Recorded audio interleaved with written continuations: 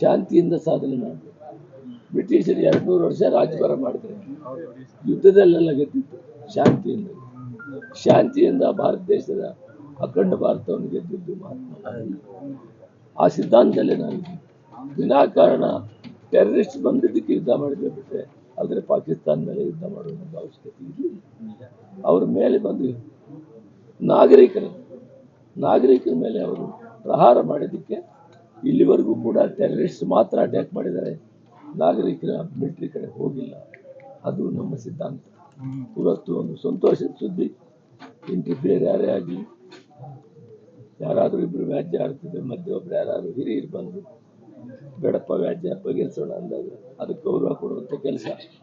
ನೋವಿನಲ್ಲಿದ್ದು ಜನ ಕಳ್ಕೊಂಡಿದ್ರು ನಮ್ಮ ಭಾರತ ದೇಶ.